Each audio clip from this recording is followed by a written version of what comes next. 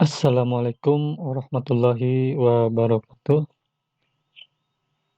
Para peserta didik SMK Bina Mitra, khususnya program keahlian teknik kendaraan ringan otomotif yang saya banggakan.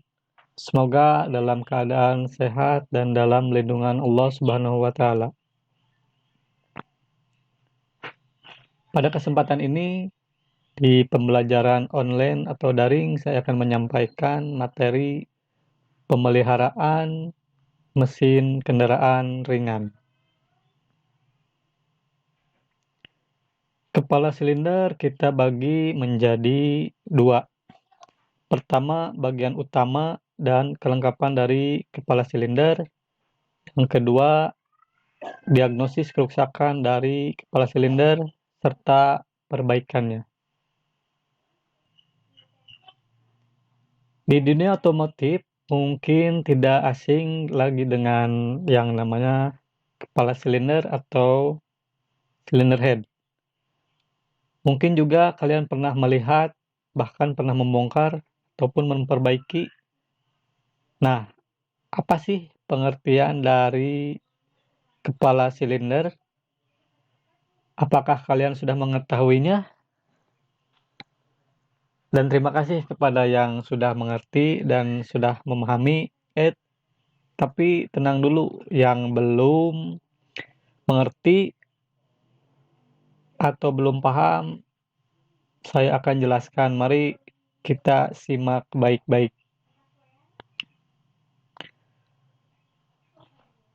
Cylinder head adalah komponen penutup blok silinder yang bertugas menutup rongga silinder, di mana ruang yang ditutup tersebut adalah ruang pembakaran.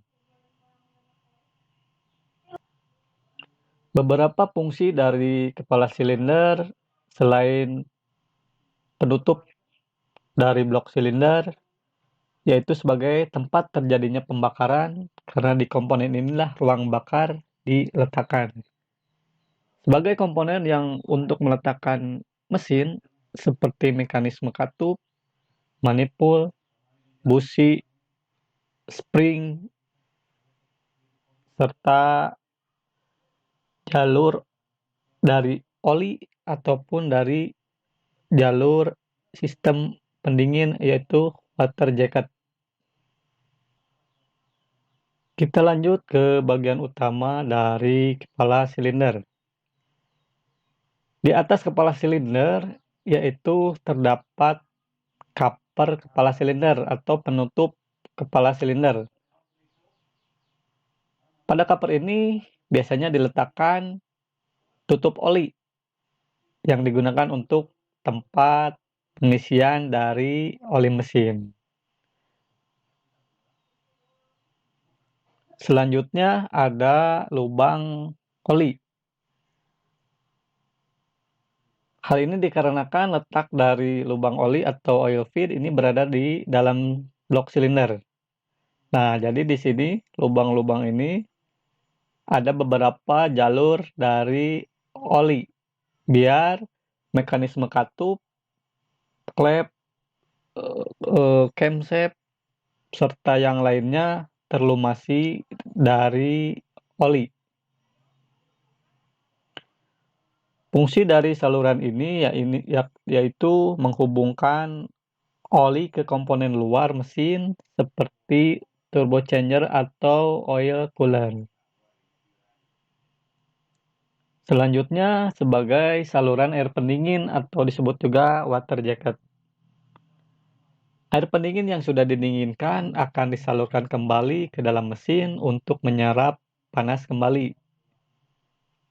Air pendingin yang bersirkulasi pada water jacket ini nantinya akan menyerap panas pada mesin secara langsung. Panas yang dibawa air pendingin ini nantinya akan dibuang keluar saat air pendingin mengalir ke radiator atau ke sistem pendingin. Nah, untuk mobil-mobil sekarang, material dari bahan dari intake manifold tersebut banyak menggunakan bahan dari plastik dibanding dengan bahan yang aluminium. Karena apa? Karena dari segi biaya parts ini ialah salah satu dari penyebabnya. Intake manifold merupakan komponen yang berfungsi untuk menyalurkan udara dan bahan bakar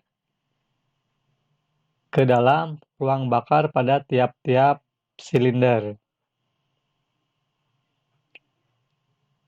Exhaust manifold ini dibuat sedemikian rupa serta fungsi dari gas yang ditimbulkan dari hasil campuran dan bahan bakar, udara harus dibuang atau dikeluarkan dari ruang bakar sehingga di dalam silinder menuju ke udara luar.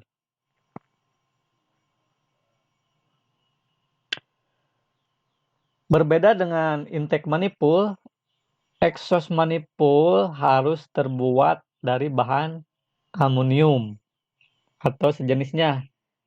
Karena apa? Bahan ini atau parts ini, komponen ini mengakibatkan panas dari hasil pembakaran. Ruang bakar atau combustion chamber di mana pada mesin membentuk ruang bakar hanya berupa cekungan yang ada di permukaan bawah kepala silinder. Cekungan ini akan dipaskan dengan permukaan atas piston. Dengan kata lain, saat akhir kompresi, gas bertekanan tinggi akan terkumpul pada cekungan ini. Nah, disebut dengan proses pembakaran. Proses pembakaran yaitu di mana saat pemampatan udara dan bahan bakar ada percikan api sehingga terjadilah pembakaran. Nah, selanjutnya mekanisme katup. Mekanisme katup adalah sebuah rangkaian mekanis yang tersistematis untuk membuka saluran in dan ek pada piston berada fase hisap dan membuka saluran exhaust ketika posisi piston berada fase buang. Secara desain, keberadaan mekanisme katup ini membuat mesin terlihat lebih rumit karena perlu ada rangkaian roda gigi dari crankshaft atau dari crankshaft ke camshaft. Mekanisme katup ini hanya terdapat pada mesin 4 tak. Pada mesin 2 tak, saluran keluar masuk udara ke dalam ruang bakar diatur langsung oleh piston. Sekian pembahasan dari saya. Semoga apa yang telah saya sampaikan kalian bisa mengerti dan pahami. Sampai jumpa di pembahasan selanjutnya.